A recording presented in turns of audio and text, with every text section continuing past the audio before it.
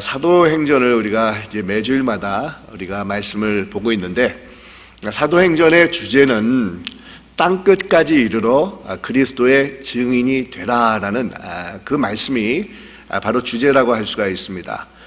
이것을 사도행전 1장 8절에 이렇게 말씀을 하고 있는데, 오직 성령이 너에게 임하시면 너희가 권능을 받고 예루살렘과 온 유다와 사마리아와 땅까지 이르러서 내 증인이 되리라, 이렇게 말씀을 하고 있습니다. 우리 성령께서 이 오순절 세상에 임하셔가지고 교회를 이 땅에 세우시면서 우리에게 성령의 충만함을 허락해 주셨는데, 여러분, 그 목적은 예수 그리스도의 복음을 가지고 살아가는 이 증인의 삶을 살아가게 하기 위해서라는 겁니다. 성령의 능력으로 교회가 세워졌는데 예수 그리스도의 존귀한 이름을 선포하기 위해서 이 성령께서 이 땅에 오셔서 이 교회를 세워주셨다는 겁니다. 이것이 성령께서 세상에 오셔서 교회를 우리에게 허락해 주시고 이 교회가 세상에서 이 감당해야 되는 그런 사명이라고 할 수가 있습니다. 바로 이 사명을 받은 교회, 즉 우리 크리스천들은 이제는 증인으로서의 삶을 살아가야 되는데, 여러분, 오늘 말씀 32절에 보면 우리는 이 일의 증인이요 하나님이 자기에게 순종하는 사람들에게 주신 성령도 그러하니라, 이렇게 말씀을 하고 있습니다. 그런데 여러분, 증인이 된다는 것은 사실은 그렇게 간단한 일이 아니라는 겁니다.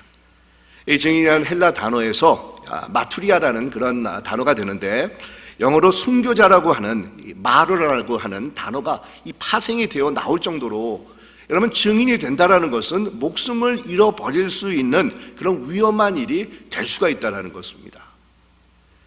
요즘이야 온 세상의 사방에 CCTV가 달려있고 또 DNA 테스트 같은 것들이 있어서 정확하게 누가 범인인지를 골라내는 그런 세상 속에서 우리가 살고 있지 않습니까?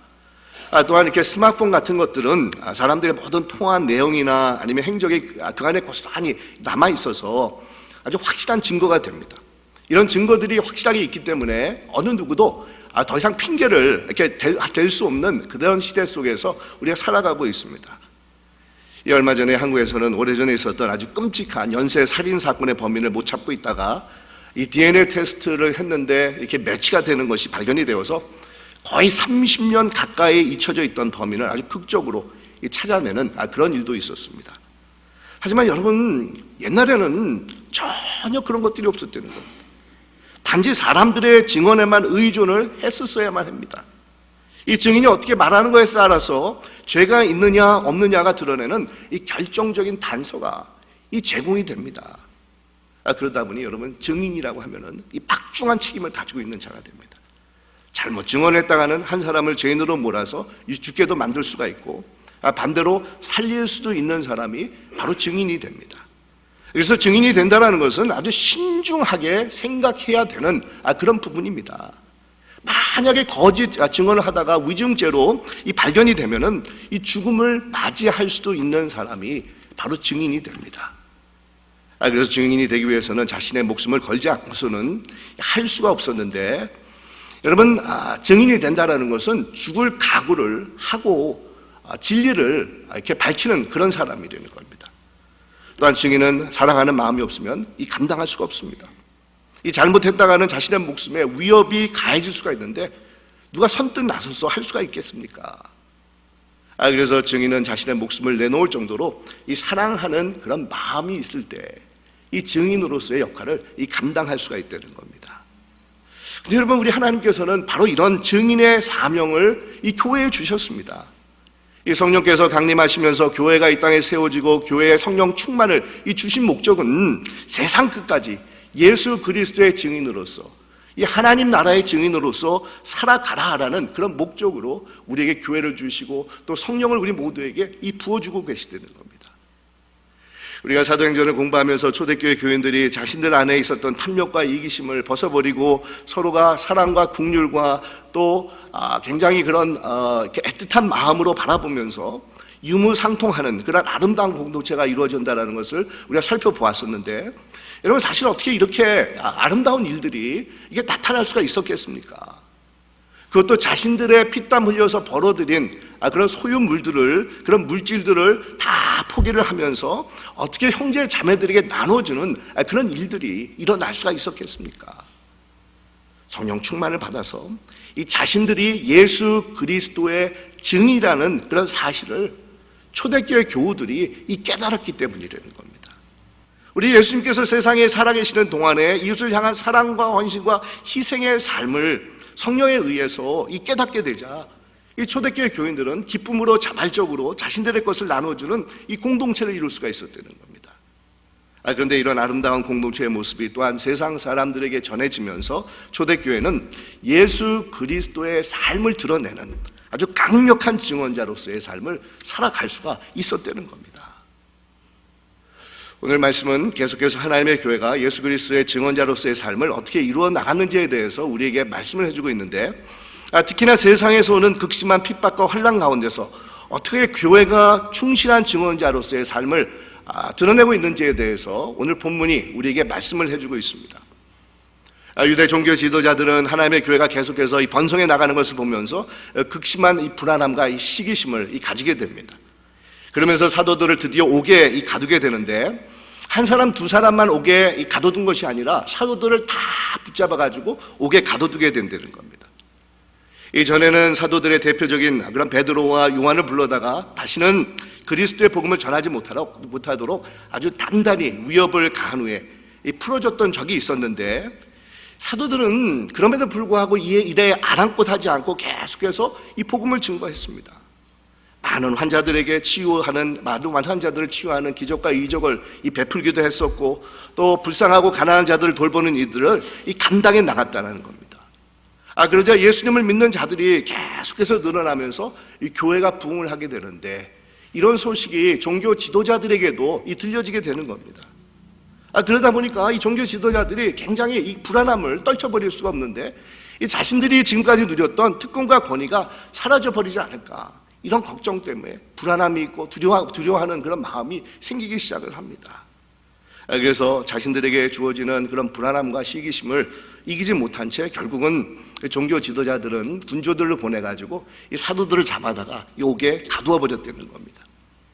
근데 여러분, 이런 사실을 우리가 생각해 보면 참 아이러니가 아니다, 이런 생각을 우리가 가지게 되는데, 이 핍박과 학대가 이 교회에 임하게 되는데, 이 누구를 통해서 그 핍박과 학대가 가해지게 되었습니까? 종교 지도자들을 통해서 믿는 자들에게 이 어려움이 주어지게 된다는 겁니다. 하나님을 잘 섬기도록 격려하고 도와줘야 될 사람들이 오히려 교회를 핍박을 하고 이 박해를 하고 어려움을 가져다 주는 일을 서슴지 않고 행하고 있다는 겁니다. 근데 여러분, 우리 한번 생각해 보십시다. 만약에 사도들이 복음을 전하지 않았다고 하면은 어떻게 됐겠습니까? 그래도 박해가 가해졌겠습니까? 당연히 종교 지도자들은 가만히 있었을 것입니다. 어떤 핍박이나 이 박해를 이 교회에 가하지 않았을 것이라는 겁니다. 하지만 사도들은 가만히 있지 않았었습니다. 종교 지도자들이 자신들에게 위협을 가하면서 이 복음을 전하지 말라고 말했음에도 불구하고, 사실 우리 사도행전 5장을 보면은 우리 사도들은 계속해서 성전에 나가서 이 하나님의 복음을 증거하는 말씀이 나오고 있습니다. 아마 이 종교 지도자들은 군조들을 몰아가지고 이들을 계속해서 감시하는 일을 멈추지 않았을 것이라는 겁니다. 이 사도들은 그런 사실을 잘 알고 있으면서도 불구하고 계속해서 복음을 전하게 되자 이 종교 지도자들은 결국은 이들을 매질을 하고 옥에 가두는 그런 핍박을 가하게 되었다는 겁니다. 이런 것을 보면은 오늘날 우리가 너무도 편안하게 이 신앙생활을 하고 있는 것을 생각해 볼 수가 있는데, 여러분, 종교의 자유가 보장된 미국에서 주님을 믿고 섬기는 일에 대해서 어떤 체제나 방해나 아니면 핍박이 없이 우리가 너무도 자유롭게, 아주 너무도 편안하게 신앙생활을 하고 있습니다. 근데 여러분, 정말 종교의 자유가 보장이 되어 있는 이 미국이라는 나라에서 단지 살고 있기 때문에 우리가 이렇게 편안하게 신앙생활을 하고 있다고 생각을 하고 계십니까? 물론 그렇습니다. 기본적으로 신앙의 이 자유가 보장이 되어 있기 때문에 우리는 커다란 문제 없이 신앙생활을 잘 하고 있는 것입니다. 근데 혹시 자신의 신앙을 드러내지 않고 복음을 증거하는 삶을 살아가지 않고 있기 때문에 내가 편안하게 오늘날 신앙생활을 하고 있다라고 생각하고 계시지 않습니까? 혹시 내가 세상 사람들과 별다를 것이 없이 생활을 하고 있기 때문에 이 세상에서 어떤 어려움이나 핍박이나 아니면 고난을 받고 있지 않다라고 생각하고 있지 않습니까? 제가 아는 목사님이 오래전에 이렇게 미국에 처음 오셔가지고 이렇게 일을 하게 되었는데 일의 사장 되시는 분이 이 업주가 정말 생김새도 다르다고 또 영어도 못한다고 또 이 불체자들이라고 해가지고 히스패닉 그런 종업원들을 아주 비인격적으로 대하는 것을 이 목사님이 보게 된 것입니다.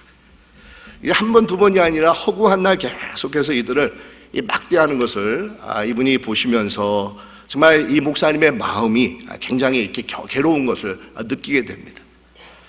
그런데 하나님께서 자신의 양심에 가만히 있지 말라라고 계속해서 말씀하시는 것 같은 그런 음성을 이 목사님이 이렇게 느끼시면서 참 고민이 된 겁니다. 이거를 어떻게 해야 되는가? 내가 미국에 온 지 얼마 되지도 않고 그렇다고 내가 무슨 힘이 있는 것도 아닌데 내가 이거를 보면서 어떻게 할 수 있을까? 이 고민하다가 또 사모님에게 가가지고 내가 이런 마음이 있는데 어떻게 했으면 좋을까라고 이렇게 의논을 하니까 이 사모님이 미국 와가지고 가까스로 잡을 잡았는데 쓸데없는 그런 일들 하려고 하지 말고 그냥 자신 일이나 잘하고 있으라고 핀잔 아닌 핀잔을 이렇게 주셨다는 겁니다. 그래도 이분은 이렇게 일에 갈 때마다 계속되는 그런 갈등을 가지면서 어떻게 할까 이렇게 고민을 하다가 결국은 이분이 사장을 찾아가가지고 이야기를 나눴다는 겁니다. 히스패닉 분들도 비록 같은 한국 사람들은 아니지만 인간으로서 똑같이 인격이 있고 감정이 있는 분들인데 특별히 잘해주지는 못해도 비인격적으로는 대하지 말았으면 좋겠습니다. 이렇게 말을 건네면서 실은 자신이 이렇게 크리스천으로서 전에 주님을 몰랐을 때는 전혀 느끼지 못했는데 이 신앙을 가지고 나니까 모든 분들이 정말 소중하게 보이기 시작한다. 이런 이야기를 그 사장에게 말을 했다는 겁니다. 그랬더니 이야기를 듣고 있었던 사장의 얼굴 표정이 그냥 울그락불그락 이렇게 해지면서 대뜸 이 사람이 한다는 말이 내가 교회 장로인데 당신이 건방지게 뭘 알아서 이런 얘기를 하느냐고 막 언성을 높이면서 야단을 쳤다는 겁니다. 그러면서 이 목사님이 어떻게 됐겠습니까? 바로 그 다음으로 해고를 당해가지고 한동안 이 목사님이 아주 어렵게 사신 적이 있으셨습니다. 여러분 어떻습니까? 우리 한번 생각해 보십시다. 우리가 편하게 신앙생활을 하는 것이 종교의 자유가 보장이 된 미국에서 단지 살고 있기 때문이라고 생각을 하고 계십니까? 아니면 복음과 아무런 상관이 없는 듯 세상 사람들과 별다른 것이 없는 삶을 살아가고 있기 때문에 우리가 아무런 문제 없이 그냥 좋고 좋은 것이니까 편안하게 신앙생활을 하고 있다라고 생각하고 계시지 않습니까? 오늘 말씀에서 제자들은 하나님의 놀라운 기적을 체험을 합니다. 옥에 갇히게 됐지만 하나님께서는 천사를 보내셔서 옥의 문을 여시고 사도들을 끌어내는 이 기적을 베풀어 주십니다. 그리고 사도들에게 성전에 서서 이 생명의 말씀을 다 백성들에게 말하라라는 그런 명령을 내려주시는데 이런 명령을 받은 사도들은 즉시로 새벽부터 성전에 나가서 다시 복음을 증거하기 시작을 했다는 겁니다. 정말 놀라운 일이 이 가운데서 벌어집니다. 이 종교 지도자들은 사도들을 옥에 가두었지만 이들이 복음을 증거하는 것을 막을 수 있는 것은 아무것도 없다는 겁니다. 이 복음을 전하지 못하게 핍박을 가하고 또 옥에 가두기까지 했지만 이들은 옥에서 나오자마자 다시 그리스도의 복음을 담대하게 증거하는 그런 사명을 감당합니다. 그런데 여러분 한 가지 우리가 여기서 생각해 봐야 되는 것은 하나님께서 항상 언제나 이 기적을 베풀어 주셔서 복음을 전할 수 있는 길을 열어주시는 것은 아니라는 사실입니다. 오늘 말씀에서 옥에 갇혔던 제자들에게 천사를 보내줘서 옥을 기적적으로 이렇게 열게 하시고 또 이들을 끌어내셔서 복음을 전하는 그런 기적을 나타내셨지만 우리 다른 곳을 보면은 어떤 기적이나 이적도 나타나지 않는 것을 우리가 발견할 수가 있는 겁니다. 오히려 핍박을 당하고 죽임을 맞이하면서 순교까지 하는 그런 말씀이 나옵니다. 우리 스데반 집사 같은 경우는 돌을 맞이하면서 순교를 당하기도 했고, 또 우리 야고보 사도는 목베임을 당하면서 순교를 합니다. 그런데도 하나님께서는 어떤 기적이나 이적을 베푸셔서 이들에게 닥친 그런 고난과 환난을 막아주시지 않으셨다는 겁니다. 이런 것을 볼 때 우리 하나님의 뜻이 무엇인지를 우리가 참 이해하기가 힘이 듭니다.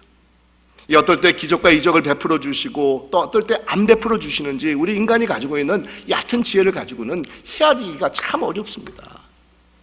하지만 한 가지 분명한 것은 그럼에도 불구하고 사도들은 복음을 전하는 것을 멈추지 않았다는 사실입니다.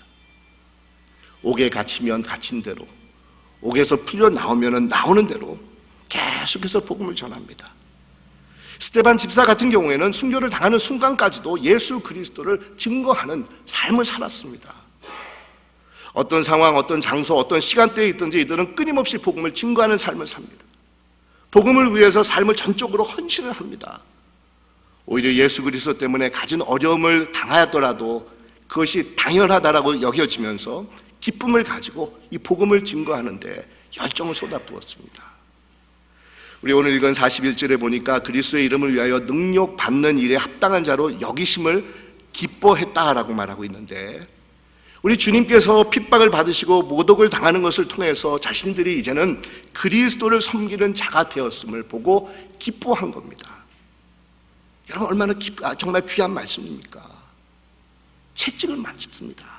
그럼에도 이 제자들은 좋아합니다. 그 채찍의 의미를 알고 있었기 때문이라는 겁니다. 여러분, 이 제자들이 맞았던 채찍은 율법에 기록한 40에서 한 대 가만 39번의 책짓질을 말하고 있습니다. 그러니까 보통 사람들이라 하면은 이 감당하기 힘든 그런 형벌이 됩니다. 이 40번 넘게 책질이 가해질 경우에 생명까지도 위협을 받을 수 있기 때문에 한 대를 감해서 39번을 매질하도록 율법에 정해져 있는데, 이 제자들은 이런 고통스러운 책찍을 맞으면서도 오히려 기뻐하는 겁니다. 왜 그랬겠습니까? 그 이유는 딱 한 가지밖에 없습니다. 채찍을 맞는 이유가 그리스도 때문이라는 것을 잘 알고 있었기 때문이라는 겁니다. 우리 주님께서는 이 세상에 계시면서 많은 환난과 핍박을 받으시고 결국은 모진 십자가를 짊어지시면서 죽음을 맞이하게 되셨습니다. 그러기에 그리스도를 섬기는 자들로서 주님을 위해서 핍박과 능력을 받는 것은 당연한 것으로 여기면서 오히려 그 사실에 말할 수 없는 충만한 기쁨을 이 사도들이 느끼고 있었다는 겁니다. 이 사도 바울도 이렇게 고백을 하고 있는데, 나는 이제 너희를 위하여 받는 괴로움을 기뻐하고 그리스도의 남은 고난을 그의 몸된 교회를 위하여 내 육체에 채우노라, 이렇게 말씀을 합니다. 그리스도를 위해서 받는 고난과 능력은 주님과 이제는 한 몸이 되었음을 알고 있는 그런 사실이 되고, 또 주님의 제자가 되는 길이기 때문에 우리 사도들은 이런 고난과 모욕과 능력 가운데서도 이 기뻐하는 그런 삶을 살 수가 있었다는 겁니다. 여러분, 이것이 그리스도인의 삶입니다. 채찍을 맞고 핍박을 당하는 순간에도 이를 없애달라고 기도하지 않았습니다. 고난을 당하면서 자신의 신세들이 정말 기구하다라고 불평하지 않았습니다. 누구를 원망하거나 탓한다라는 그런 기록이 한 군데도 나오고 있지 않습니다. 이들은 오히려 이것을 특권으로 여깁니다. 주님을 섬기고 따르는 자로서 받는 핍박과 고난을 당연히 여기면서 그것을 기꺼이 감내하는 그런 삶을 살아갈 수가 있었다는 겁니다. 여러분, 어떻습니까? 여러분은 그리스도를 위해서 정말 고난과 어려움을 당해보신 적이 있으십니까? 복음을 위해서 모욕을 받고 어려운 일을 당해보신 적이 있으십니까? 아니면 그렇다라고 말은 하지만 실제로는 혹시 자신의 미성숙함 때문에, 아니면 자신의 잘못 때문에, 자신의 그릇된 언행 때문에 받게 되는 그런 어려움이고 고난이지 않습니까? 만약 지금까지 믿음 생활을 한다고 하면서 주님 때문에 한 번도 고난이나 어려움이나 불이익을 받아본 적이 없었다고 하면, 여러분, 우리의 신앙을 다시 한번 점검해 봐야 됩니다.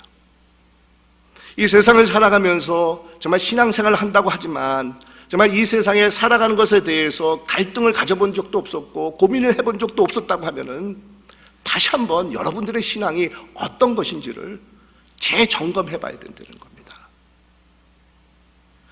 우리 주님은 세상에 계시는 동안에 미움을 받고 고난을 받으셨습니다. 바로 이 주님을 따르는 자들이라고 하면 당연히 이 세상에 살면서 미움을 받을 때도 있고 어려움을 겪기도 하고 손해를 입기도 하면서 불이익을 당할 때도 있다는 겁니다. 근데 만약 지금까지 아무런 문제가 없이 그냥 호의호식하면서 너무도 편안하게 신앙생활을 해왔다고 하면은 과연 자신이 추구하는 신앙생활이 어떤 것인지를 살펴봐야 된다는 겁니다. 여러분, 우리 신앙의 최고점은 예수 그리스도이지 않습니까?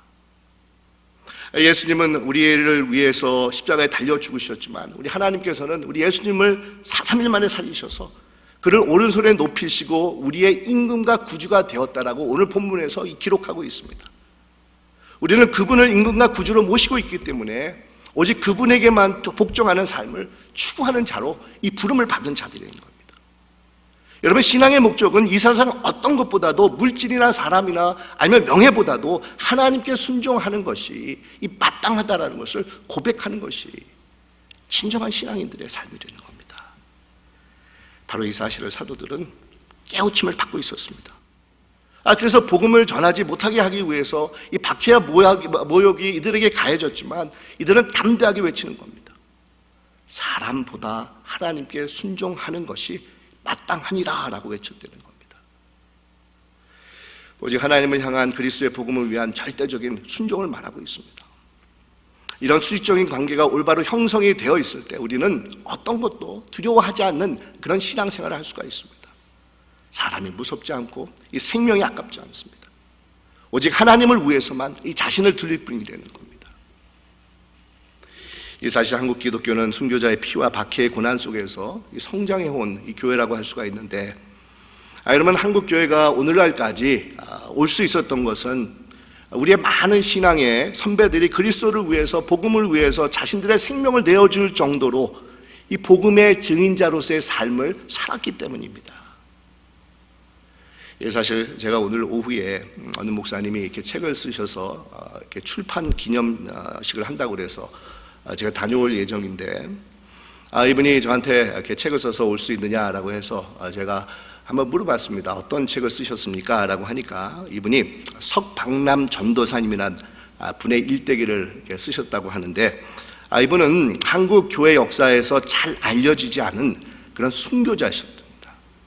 제가 인터넷을 이렇게 찾아보니까 이 석박남 전도사님은 일찍이 일본에 유학을 다녀올 정도로 당시에는 여성으로서 아주 굉장히 인테리 여성이었는데, 이분이 예수님을 만나고 나서 평생을 주님을 위해서 홀로 살기로 결심을 하면서 이 복음을 삶 속에서 직접적으로 실천하는 그런 모범된 삶을 보여주셨던 분이라는 겁니다. 추나 추동 한 벌의 의복만을 가지고 사셨고 운동화 한 켤레만을 늘 가지고 사셨다는 겁니다. 그리고 이분이 실천했던 것은 1인 1식의 검소한 생활을 이분이 늘 주장을 하면서 실천했다는 겁니다. 그러면서 이분은 자신의 삶으로 몸으로 이 복음을 증거하는 그런 삶을 실천하면서 사셨던 분입니다. 이분이 캐나다 장로교회 선교부의 파송을 받아가지고 일제시대 때 사할린 로스와 지방에 있는 이 조선인 노무자들을 위해서 가셔가지고 그곳에서 교회를 개척하고 또 이들에게 복음을 증거하다가 해방이 되면서 자신의 고향인 함경도 함흥으로 이분이 돌아오게 됩니다. 그리고 그곳에 있는 아주 큰 교회에서 이렇게 청빙을 받았는데, 본인은 가난하고 소외된 자들을 위해서 이 복음을 전하는 사명을 받은 자라고 하면서 그 청빙을 거부를 하고 시골을 찾아가셔가지고 미자립 교회인 서상리 교회를 이분이 개척을 하면서 그곳에서 정말 평생 가난한 사람들을 위해서 이 복음을 전하면서 사셨다는 겁니다. 일사후퇴 때 자신도 남아문으로 피신할 수 있는 그런 기회가 있었지만 먼저 모든 그런 교우들을 보내고 나서 혼자 남아서 교회를 지키다가 결국은 48살의 나이로 공산 치하에서 순교를 당하시게 됩니다. 근데 이분이 늘 인생의 좌우명처럼 느꼈던 묵상한 그런 성경 구절이 있는데 바로 골로새서 1장 24절의 말씀입니다. 나는 이제 너희를 위하여 받는 괴로움을 기뻐하고 그리스도의 남은 고난을 그의 몸된 교회를 위하여 내 육체에 채우노라, 이 말씀입니다. 그리스도의 남은 고난을 그의 몸된 교회를 위하여 내 육체에 채우노라. 여러분, 우리가 감히 하나님의 나라와 복음을 위해서 증인된 삶으로 부르심을 받을 수 있는 이유는 다른 데 있었던 것이 아닙니다. 우리 주님께서 먼저 우리를 위해서 자신을 아낌없이 내어주시는 십자가의 고난과 모욕을 기꺼이 짊어지셨기 때문이라는 겁니다. 우리 같은 죄인들을 위해서 인간의 모습으로 찾아오셔서 핍박과 박해를 몸소 경험하시면서 자신의 생명을 헌신적으로 내어주셨기 때문에 우리 또한 그 은혜가 감사해서 그리스도를 위해서, 하나님의 나라를 위해서 능력을 받고 핍박과 박해를 받는 일에 합당한 자로 여김을 기뻐하면서 복음을 위해서 살아가는 그런 자들로 우리가 살아갈 수가 있다는 겁니다. 사랑하는 여러분, 우리 앞으로 사도행전을 계속해서 공부하면서 교회가 겪게 되는 많은 그런 환난과 고난과 어려움에 대해서 우리가 살펴볼 것인데, 우리 사도행전 13장에 보면은 이런 말씀이 있습니다. 우리가 하나님의 나라에 들어가려면 많은 환난을 겪어야 할 것이다. 우리가 하나님의 나라에 들어가려면 많은 환난을 겪어야 할 것이다. 실은 우리 한국 기독교 역사뿐만 아니라 우리 2000년 기독교 역사를 보면은 아주 계속해서 핍박과 이 박해가 끊이지 않았었습니다. 하지만 이런 가운데서도 이 교회는 복음을 전하고 하나님의 나라를 위해서 헌신적인 삶을 살아갑니다. 기쁨과 감사를 가지고 그리스도의 증인으로 부름을 받은 그 삶을 기꺼이 감내하면서 사명을 이루어 나갔습니다. 예수님의 말씀이 있었기 때문이라는 겁니다. 의를 위하여 박해를 받는 자는 복이 있나니 천국이 그들의 것이니라. 나로 말미암아 너희를 욕하고 박해하고 거짓으로 너희를 거슬러 모든 악한 말을 할 때는 너희에게 복이 있나니 기뻐하고 즐거워하라. 하늘에서 너희 상이 큽니다. 너희 전에 있던 선지자들도 이같이 박해하였느니라 라고 말씀을 합니다.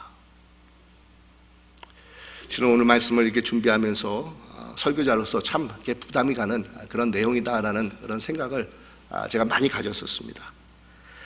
아마 듣는 여러분들도 정말 이렇게 받아들이기가 쉽지 않는 그런 내용이다라고 생각하는 분들이 많을 줄 압니다.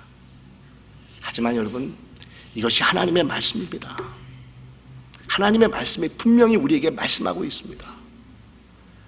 예수 그리스도를 섬기는 자들은 고난과 모욕과 핍박이 와도 우리는 그것을 기꺼이 감내하며 복음을 삶 속에서 증거하는 자들로서 살아가야 된다는 것을 말씀하고 있습니다. 그리스도의 이름을 위하여 능력받는 일에 합당한 자로 여기심을 우리 사도들은 깨달으면서 오히려 핍박과 모욕과 환난 가운데서도 기뻐하는 그런 삶을 살아가며 자신들에게 주어진 그런 복음을 증거하는 사명을 충성스럽게 잘 감당했습니다.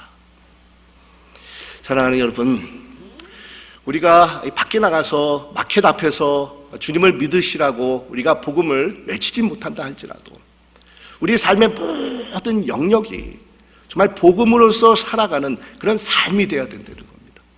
우리의 삶의 모든 영역에서 이 복음에 합당한 그런 삶이 되므로 우리 삶 자체가 예수 그리스도를 증거하는 이 증인된 삶이 되어야 한다는 것입니다. 이것을 위해서 우리 하나님께서 우리를 부르셨고 우리 새소망교회를 부르셨습니다.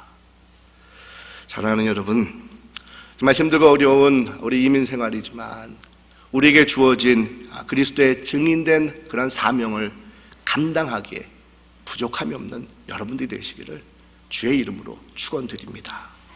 정말 그리스도의 이름을 위하여 능력받는 일에 합당한 자로 여기면서 자신들에게 주어진 그런 삶 속에서 기쁨을 가지고 우리 주님을 증거하기에 부족함이 없는 여러분들이 되시기를 주님의 이름으로 축원드립니다. 기도드리겠습니다.